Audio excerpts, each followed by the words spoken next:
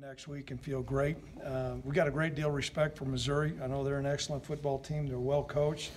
And, I'm sure hoping that our fans show up Saturday night because there's no doubt it's going to be a great collegiate atmosphere. I don't have a crystal ball, but I dang sure can guarantee you this: we're going to play well. And guys are working hard. Coaches are working hard. I think we're pretty doggone healthy right now for what we're doing.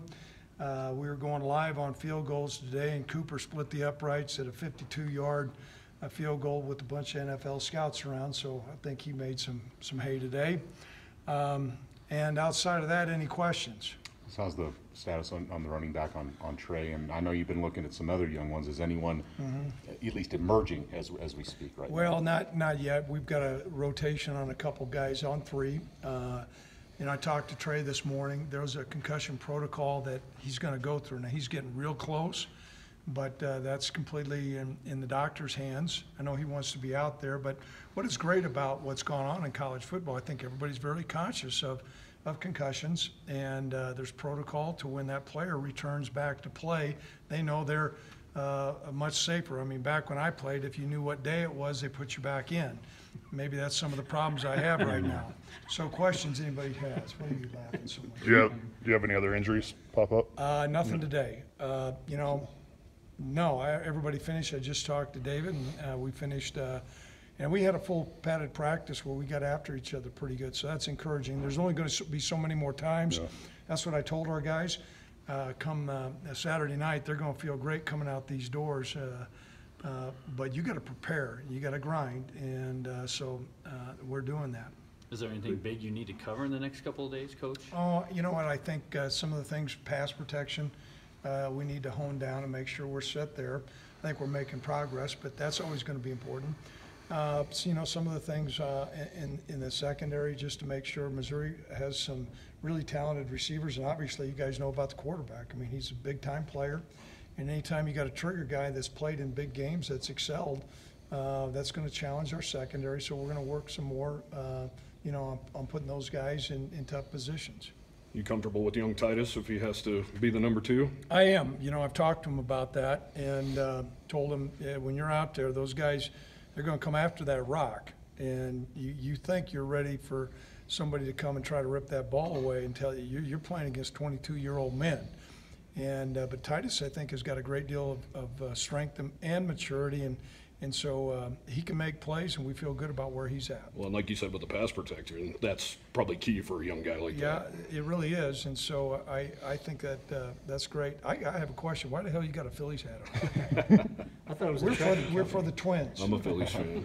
Craig, will you announce your captains next week, or have you guys made them? Or we'll do it Saturday. If Nick wants to get them out via internet, if you want to do that, we can do that. If that's an important deal. And I told our guys that nice guys are a dime a dozen, but a leader's priceless. And the teams that we have had that have been good here, most of the time have not been separated by physical talent. It's been the leadership within our football team, or team unity, or injuries. So selecting those captains is going to be important. Trey, you got a guy like Logan Harris who's taken over full time now for a veteran guy that you had in Caden. Just was there much of a competition for that spot, or is that guy you were always just going to plug and go with? I can tell you this, Logan, you're talking about Logan. Logan's probably improved more than anybody else, and it's not so much his physical strength, it's his balance and footwork. I don't know if he took ballroom dancing to be on Dancing with the Stars, but he's moving around really well. It means a lot for him. Yeah. He's from Torrington, and playing for the Cowboys has always been a dream for him, and so he's a success story, and we're excited about what he's going to do, and he's secured that starting spot now. Coach, speaking of that offensive line, what have you seen with Coach Miller, what he's done, to try and bring back that physicality? Well, a lot of times it's not so much the best five, it's the best five who can play together and creating a chemistry. I think our players all recognize that we underachieved last year, and a certain amount of that goes on the players. And Coach Miller's done a great job, but I think our players recognize they need to play better. We need to be stronger at the point of attack. If we're going to play cowboy tough football, you got to be able to knock people off the football.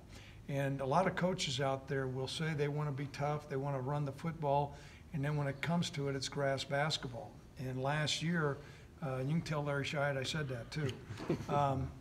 But last year, you know, we were not very physical up front, and we got behind the 8 balls, and you get behind the sticks. Now, you know, as a defensive coach, that opens up all the things you can do, and so we've got to keep Missouri off balance. We've got to be able to run the football. We've got to be able to throw the football, but we have to be able to run the ball. Coach, I know Brennan Kater's back. It was something, did he leave and just came back, or did he just join camp late, or? He joined, well, you know what, I appreciate him. He's on a ranch. He needed to make some money for tuition, and he made his money for his tuition, so he's back here. And if that's not Wyoming football, there's nothing better, okay? Bart said yesterday that he still hasn't decided between Pat and Eric at that Right. left guard spot. That's still a competition at this point? It is, and, you know, but both those guys are gonna play in the game. And so, but there is something if you say, okay, you're a starter, Yeah. and that notes, okay, who's been performing. You know, each guy's challenging one another. They both do things that I think are their strengths, and they both have some of their liabilities. And so what we've got to do is major on those strengths, try to limit their liabilities, and we'll make a final determination probably come Monday. When you have the uncertainty at the running back situation, is that why that 4-game rule kind of works to your favor? Well, I think it works for a lot of people's favor. You know, you're much more confident as a coach. You're saying, okay, is that guy who's a third string guy that's been, or normally fourth or fifth, that's been on the scout team, if you need a guy to go in the game and take a couple reps, you have not burned his whole year. And that was the logic of it. You know, we were looking, saying that redshirt rule has been back in place when you had 145 scholarships, and you had freshman football a long time ago. And so I think the NCAA, and I sit on a lot of those councils, we wised up and said we're going to do something smart. There's not, if you can get, I don't know how many FBS head coaches there are, a bunch. If you can get a bunch of them to agree on anything, that's pretty doggone hard, and we've all agreed. And I think it's in betterment of the student athlete. And so we're all on the same playing field, and so that gives us a lot more latitude to insert a guy, whether, you know, you have to have a guy that, okay, is late and running down on the kickoff. You have a running back out there, and you have a guy that's been playing 35 snaps, and he's tired, and that's when guys get injured. We'll play this freshman kid.